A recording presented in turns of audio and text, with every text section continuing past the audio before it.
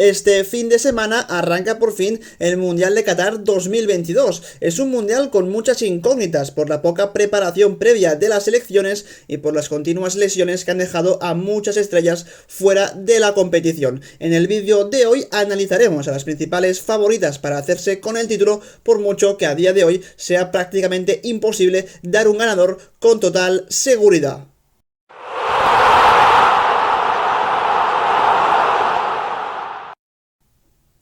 Empezaremos el vídeo analizando a dos selecciones que considero que aún siguen su proceso de adaptación, que aún tienen mucho recorrido por delante. Son Inglaterra y Alemania. En el caso de la selección de Hansi Flick, pues es mucho más nueva porque fue recientemente nombrado entrenador el ex técnico del Bayern. En todo caso, empezaremos por los Three Lions, por Inglaterra, una selección emparejada con Irán, con Estados Unidos y con Gales en la fase de grupo, que debería ser asequible para Inglaterra. Al final es cierto que en cuanto a resultados están consiguiendo logros realmente espectaculares, porque llegaron a la final de la Eurocopa, se quedaron a las puertas de llegar a la final del Mundial perdiendo en semifinales en 2018, y es una selección con una plantilla brutal de arriba abajo. Es cierto que seguramente mucho más sólida defensivamente que no eficaz de cara a portería arriba. Es una selección a la que le cuesta dominar los partidos, a la que le cuesta ser creativa, le gusta más ese papel de selección pasiva que espera atrás, que busca la contra. En ese papel digamos que se siente muy bien la Inglaterra de Southgate, pero imagino que en este mundial y viendo su fase de grupos hay equipos que le van a plantear partidos donde sea la propia Inglaterra la que tenga que llevar el papel del partido, la que tenga que llevar el peso del encuentro, y ahí es donde quizá a esta selección le falta algo más de creatividad, le falta un poquito más de pizarra, un poquito más de táctica del entrenador. Por eso considero que veremos si es o no la última la última competición importante de Southgate al frente de esta generación espectacular de futbolistas ingleses, pero no lo veo, digamos, como el mejor entrenador para llevarlos, por mucho que los resultados realmente hayan sido muy buenos, pese al juego tan malo de la selección, que prácticamente en ningún momento ha sido espectacular. Cuentan con la baja importantísima de Reece James en el lateral derecho, que es uno de los más completos del mundo, tanto ofensiva como defensivamente hablando. En todo caso, la duda en Inglaterra está en qué formación usará Gareth Southgate, si será con defensa de 3 y carrileros de mucho recorrido, o si bien pasa a la defensa de 4 y quizá se abre un poquito más en ataque con ese característico 4-2-3-1, con un doble pivote para Declan Rice, y veremos quién es su acompañante, porque viendo el nivel de Calvin Phillips, que no está jugando prácticamente con el City, pues imagino que no va a jugar, así que seguramente será un Declan Rice con Jude Bellingham algo más descolgado, que la verdad pinta muy bien, pero habrá que ver a esta Inglaterra jugar al fútbol, porque en las últimas competiciones no ha jugado bien, pese a conseguir, como he dicho, buenos resultados. Y en el caso de la selección de Hansi Flick de Alemania, pues realmente hay problemas muy similares, porque también tiene dudas el entrenador en el esquema, en la formación que va a utilizar, si será defensa de 3, si será defensa de 4. Al final lo que quiere Flick con este grupo de jugadores es que sea una selección atractiva, que domine los partidos, que salga con la posesión desde atrás, que presione arriba, una selección muy intensa en prácticamente todas las zonas del terreno de juego, con mucha intensidad, con mucho ritmo, que además dispone de talento joven por todas partes, ya no solo Musiala, que está llamado a explotar por completo en este mundial, sino otros nombres como el de Havertz, como el de jugadores que incluso aún no se han consagrado del todo en el mundo del fútbol, pero que podrían hacerlo en este mundial. Yo creo que más como revulsivos desde el banquillo. Estamos hablando de jugadores como por ejemplo Moukoko,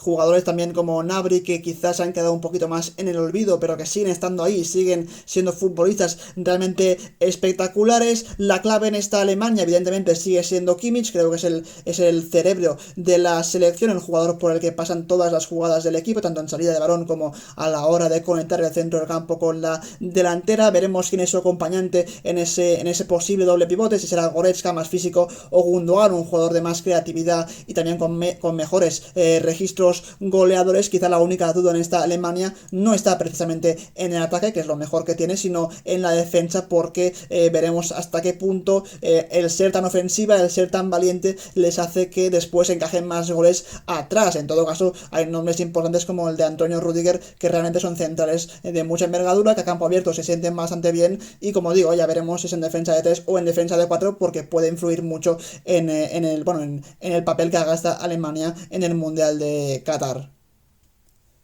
Es momento de centrarnos en Argentina, para mí la principal o una de las principales candidatas a ganar el Mundial. Ahora, en este preciso instante, creo que Scaloni ha creado a un equipo mucho más coral, trabajador, intenso en la presión, de más ritmo, que quizá incluso no depende tanto de Leo Messi, que eso es bastante complicado, pero que en cierta medida lo ha conseguido. Defensivamente han mejorado, por mucho que siga siendo seguramente su punto más débil. En ataque, digamos que de 3/4 para arriba, pues es una selección temible por la presencia de Messi, pero por la presencia de otros grandes nombres como el de Lautaro. En el centro del campo, evidentemente, veremos si es un 4-3-3, pinta que sí, con Rodrigo de Paul, con Guido Rodríguez, jugadores que quizá en la anterior Copa del Mundo o en la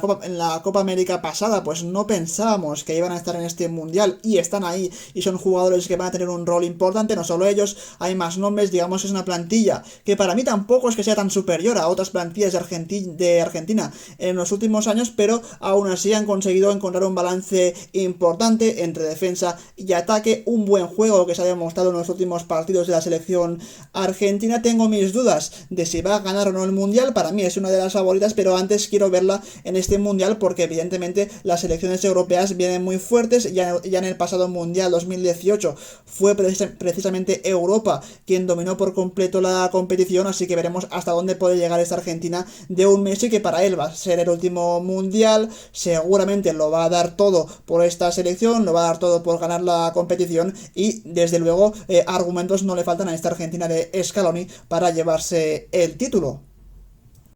Por su parte, en el caso de Bélgica, creo que está en la situación opuesta a Argentina. Para mí no es para nada la principal favorita. Es cierto que está entre ese grupo de elegidas, pero lejos de estar en la cima, porque creo que es una selección que va de más a menos. Está llegando a ese menos en este Mundial de Qatar 2022. Es una selección que sigue teniendo el principal problema, y muy evidente ya desde hace años, de la defensa. Es muy débil. Los jugadores que siguen en esta selección ya empiezan a ser muy veteranos. Eso hace que aún sea más complicado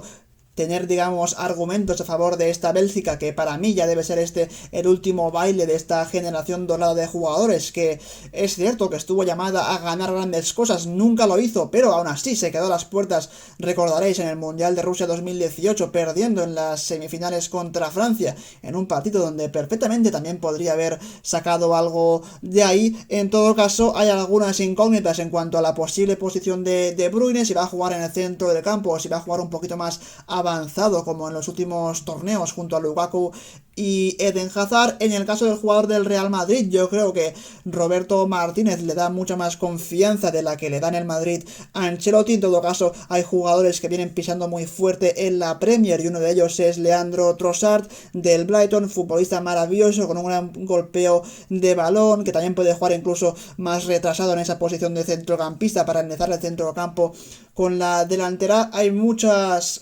buenas perlas, estrellas en esta selección, jugadores jóvenes que pisan fuerte, jugadores jóvenes de mucha calidad. Creo que en cuanto a plantilla sigue siendo una de las mejores, pero como digo, defensivamente deja tantas dudas que es complicado pensar que esta Bélgica, salvo que Hazard recupere su nivel y De Bruyne siga con su gran rendimiento, si estas dos cosas se cumplen, pueden aún pelear por algo, pero a día de hoy y antes de que empiece la Copa del Mundo, me parece complicado que Bélgica, pese a tener un entrenador muy bueno, en mi opinión, que es Roberto Martínez, me parece muy complicado que puedan competir por pasar al menos de semifinales. Pasamos ahora a la España de Luis Enrique. A mí la verdad es que la convocatoria del exentrenador del Barça no me acabó de convencer del todo. Se entienden perfectamente las decisiones de Luis Enrique, pero si vemos un poco la plantilla en general de España, no es mejor que la del resto de selecciones que vamos a analizar, o desde luego no está en ese top de las mejores, estoy diciendo en cuanto a plantilla, pero sí que es cierto que hay algo distinto entre España y otras selecciones. Por ejemplo, Inglaterra, comentábamos la gran plantilla que tiene y lo mal que juega al fútbol, porque es una realidad. Pues en el caso de España puede tener una plantilla peor que la de Inglaterra, pero en cambio juega mucho mejor al fútbol, porque Luis Enrique se lleva a esta selección a los jugadores que él piensa que encajan mejor con su juego, y algunos de ellos son, por ejemplo, un Busquets, que en el Barça está superadísimo, pero que con España siempre se transforma. Es precisamente porque Luis Enrique le da una posibilidad de brillar con jugadores interesantes a su lado, como por ejemplo Koke, que es otro de los futbolistas que no pasa por su mejor momento en el Atlético de Madrid, pero en cambio cuando Koke se junta con Busquets, pues el centro del campo de España fluye mucho más. Evidentemente la estrella de esta España, ¿quién lo diría? Pues es Pedri, creo que aquí no hay ningún tipo de duda. Hay jugadores interesantes que me parece muy importante que estén, como por ejemplo un Marco Asensio, que viene con la flechita para arriba, que viene bien en los últimos partidos con el Real Madrid, que es un futbolista versátil, que puede jugar en varias posiciones del frente de ataque de Luis Enrique. Eso es bueno porque al final demuestra mucha versatilidad en esta selección, que va a jugar evidentemente con el 4-3-3 habitual, pero dentro de este 4-3-3 habrá que ver la de jugadores que pueden jugar quizá en posiciones que los rivales no se esperan. Hay nombres muy interesantes, quizás es cierto que me falta un delantero centro para suplir a Morata, pero en todo caso sabemos todos que el punto débil de esta selección no está arriba. Podría serlo, sí, porque tampoco es una auténtica maravilla en los últimos metros, pero la verdadera debilidad de España está en la defensa, donde sigue dejando dudas. Es cierto que vuelve Laporte, que Luis Enrique sigue confiando en los Pau Torres, Eric García. Veremos quién es la pareja de centrales. Quizá a mí me ha faltado algún nombre como el de Sergio Ramos para aportar experiencia, para aportar vestuario, incluso también, ¿por qué no el de Íñigo Martínez con el Athletic? Pero en todo caso es una selección que, ya digo, en cuanto a plantilla no convence demasiado, pero en cuanto a juego puede hacer grandes cosas en esta Copa del Mundo, como ya las hizo en la Eurocopa de hace nada, en la que realmente sorprendió a mucha gente, por mucho que al principio no se confiaba, y es un poco la misma situación ahora. Así que este papel de selección quizá más olvidada a España, este rol secundario, le puede venir bien para intentar dar un golpe sobre la mesa y llegar lejos en este Mundial de Qatar. Vamos con Portugal, la Portugal de Cristiano Ronaldo, una selección para mí que debe ser una de las incógnitas de este mundial en cuanto a dónde puede llegar, porque al final a mí su juego no me ha convencido en absoluto, y esto ya no viene de ahora sino durante años, que digo que Portugal, por la plantilla que tiene, que es de las mejores de toda la competición, juega demasiado mal, demasiado irregular como para convencer, y eso que tiene jugadores espectaculares. Más allá de Cristiano Ronaldo hay Bruno Fernández, está Bernardo Silva, Rafa Leao del Milan, que es un futbolista también muy versátil, con desequilibrio, con buenos registros goleadores. Joao Félix tiene jugadores espectaculares, fabulosos, que evidentemente tú ves su plantilla y piensas que Portugal puede ganar perfectamente el mundial, pero después ves el juego de esta selección y te das cuenta de que quizá no solo no va a ganar el mundial, sino que incluso podría tener problemas para llegar a las fases más avanzadas de la competición. Así que es una de las incógnitas esta Portugal, que además, según lo que he visto yo en los últimos días, parece que en el vestuario podría haber algo de un mal ambiente, ¿no? Parece que los jugadores, hay algunos que no se llevan muy bien entre ellos. Es cierto que todos son rumores, veremos cómo acaba pasando, pero es cierto también que el nivel de Cristiano Ronaldo está ahora mismo prácticamente por los suelos, no está jugando nada bien con el Manchester United, básicamente porque prácticamente no dispone de minutos. La principal estrella de Portugal, que es precisamente CR7, pues como digo, no llega bien, y eso es lo que hace que, si alguna duda había de que Portugal no es la principal favorita, ahora se confirma con este nivel de Cristiano Ronaldo, que veremos, al ser este posiblemente su último mundial, si lo puede recuperar en la competición, porque todos sabemos a la perfección lo bueno que es Cristiano Ronaldo, cómo puede marcar las diferencias con sus goles. Así que habrá que estar muy atentos a esta Portugal, que de entrada deja muchas dudas en cuanto al juego, pero que sigue siendo una de las plantillas más fuertes de la competición. Es momento de hablar de la canariña de Brasil, Una selección que también está llamada a ser una de las principales candidatas a alzarse con el título, tiene a futbolistas fabulosos, creo que no hace falta ni que los recuerde, nombres como Neymar, como Gabriel Jesús, jugadores que realmente en sus clubes están demostrando una temporada espectacular. Es una selección que prácticamente sin ningún tipo de dudas va a jugar o bien con la formación del 4-3-3 o con un 4-2-3-1 con la figura del media punta, y donde hay más dudas seguramente en cuanto a su seleccionador, en cuanto a Tite, es quién va a jugar en cada posición, porque realmente cuando tienes tantos buenos jugadores es muy complicado, es un rompecabezas alinear a los 11 titulares. Hay dudas incluso en cuanto a si Vinicius Junior va a jugar o no, porque en esta selección hay muchos partidos importantes donde Brasil ha jugado que Vini se ha quedado en el banquillo pese a su gran nivel en el Real Madrid, así que habrá que ver si juega partiendo desde esa banda izquierda o no. Evidentemente el que es fijo es Neymar, que es un futbolista que precisamente ocupa esa misma demarcación, por eso para Vinicius Junior veremos qué significa que Neymar sea titular indiscutible en este equipo. Paquetá es otro de los jugadores que gustan mucho a Tite y que seguramente lo va a continuar utilizando. Hay dudas en la portería, hay dudas también en la defensa, quién va a ser el acompañante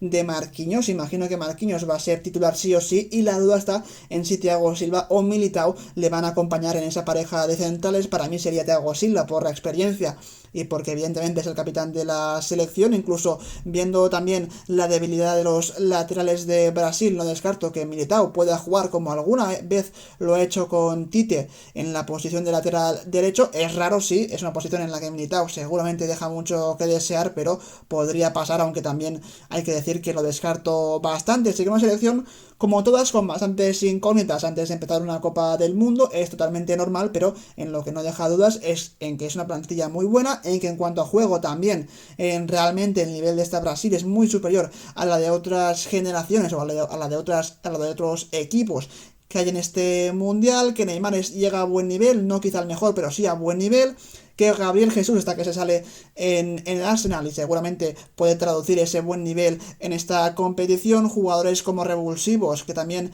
pueden aportar mucho desde el banquillo, como esencialmente Martinelli y Rodrigo Goes. Así que una selección llena de talento, que juega bien al fútbol, que tiene posibilidades, y veremos hasta dónde llega esta Brasil, que seguramente, o espero, que no decepcione en la Copa del Mundo.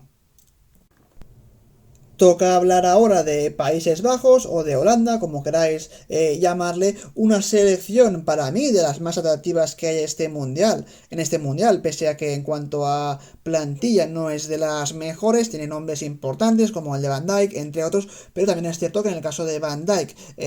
está jugando pero no está rindiendo a un buen nivel, que hay otras grandes estrellas de esta selección como Memphis Depay, que han jugado muy poco con el Barça y por lo tanto llegan poco rodados al mundial, algo que no es para nada una buena noticia para la selección holandesa. Eso sí, mantienen a un jugador espectacular como es Frenkie de Jong en el centro del campo, que además con Holanda siempre tiene mucha más libertad para conducir, para llegar a zonas de peligro y hacer que su equipo progrese con el balón jugado. Y como digo, una selección muy atractiva, que sale siempre desde atrás con el balón jugado, que quiere dominar los partidos, que se siente muy bien en distintos escenarios, porque también incluso cuando no tiene el control, pues contragolpeando. Es una selección muy peligrosa al jugar prácticamente siempre con defensa de 3 y carrileros. Esos carrileros, digamos, que son los que permiten que los Países Bajos sean mucho más ofensivos, mucho más incisivos en ataque y ataquen realmente por las bandas más que por dentro, aunque estando ahí Memphis Depay, que es un futbolista prácticamente que juega como libre por detrás del delantero centro, pues digamos que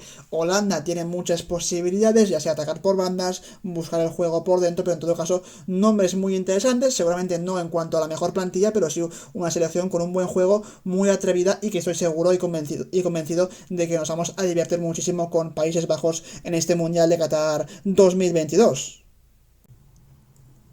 Pasamos a hablar ahora de la vigente campeona del mundo, de la Francia de Didier Deschamps. Para mí una selección que ya lo puedo decir ahora con bastante convencimiento. Va a ser una de las decepciones del Mundial, no quizá para quedarse fuera ya en la fase de grupos, pero sí que un poco teniendo en cuenta la plantilla que tiene, que es muy buena. Yo considero que esta Francia no juega bien al fútbol, que deja mucho que desear, tanto en defensa como sobre todo en ataque, y eso que en ataque hay nombres como Griezmann, como Benzema,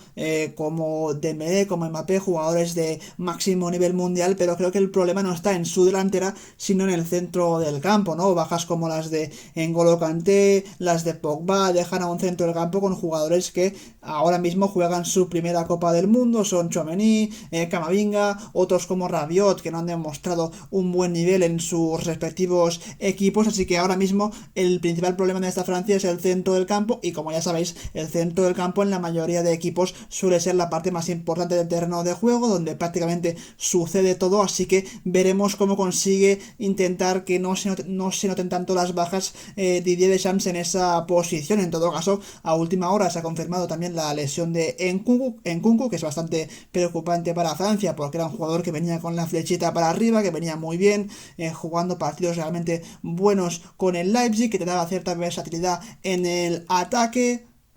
Para mí a esta selección le falta un jugador que sea muy creativo, que tenga la capacidad de meter el último pase, de desequilibrar un poquito y después dar una solución arriba. Se puede hablar del desequilibrio de Mbappé y de Ousmane Dembélé por las bandas, pero creo que no estamos hablando de este jugador, estamos hablando de otro perfil que juega más atrás, que juega en el centro del campo y que puede tener esa capacidad de meter el último pase o el pase de finalización para que después un delantero acabe la jugada. Seguramente, para poner un ejemplo, pues a Francia le faltaría un Pedri, ¿no? Un futbolista que sea capaz de enlazar el centro campo con la delantera. Eso no lo tiene a día de hoy un Didier Deschamps, que para mí este va a ser su último mundial. Creo que su ciclo ha llegado a su fin. Es cierto que ganó ya hace 4 años la Copa del Mundo 2018, una selección de Francia que demostró ser imponente en cuanto a no encajar goles prácticamente y a ser muy efectiva arriba, que en cuanto a juego, pues bueno, tuvo partidos mejores, tuvo partidos peores, pero en todo caso tampoco enamoró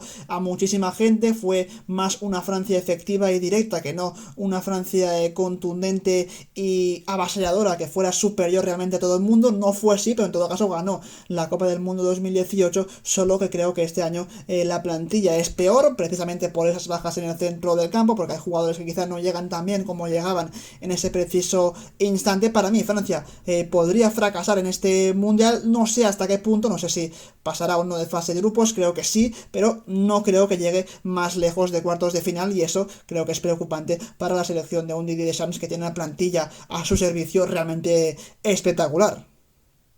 Para mí, estas 9 selecciones son las principales favoritas. Evidentemente, algunas más que otras. Hay otros equipos, otras selecciones que no hemos mencionado, como es el caso de Croacia, una selección que a mí, viendo un poco los partidos de las selecciones europeas, pues me ha encantado en cuanto a su juego, al ser una selección muy valiente, fiel a su estilo, que juega desde atrás, que tiene la capacidad de combinar en espacios reducidos con futbolistas de muchísima calidad, sobre todo en el centro del campo, con ese Brozovic, Modric, Kovacic. Creo que ya tan solo por ese centro del campo pues es una selección a la que hay que tener en cuenta. Además, creo que en su fase de grupos con Marruecos y con Canadá, pues creo que puede pasar perfectamente junto a Bélgica. Ya veremos si como primera o como segunda, pero pasar de la fase de grupos lo va a hacer, y siempre es una selección que incomoda muchísimo y que llega bastante lejos cuando seguramente muchas personas no confían tanto en ellos. Así que Croacia, otra de las selecciones a seguir, con ese gran centro del campo que tiene y con un fabuloso entrenador también, por supuesto. Y después hay otros nombres de selecciones como Uruguay, como Dinamarca, que podrían dar la sorpresa. No me voy a centrar mucho en ellas porque si no el vídeo va a quedar muy largo, pero en todo caso hemos hecho un repaso, un análisis muy por encima de cada selección, de si son favoritas o no, pero sobre todo hemos visto un poco cuáles son sus posibilidades, cómo juegan y quiénes son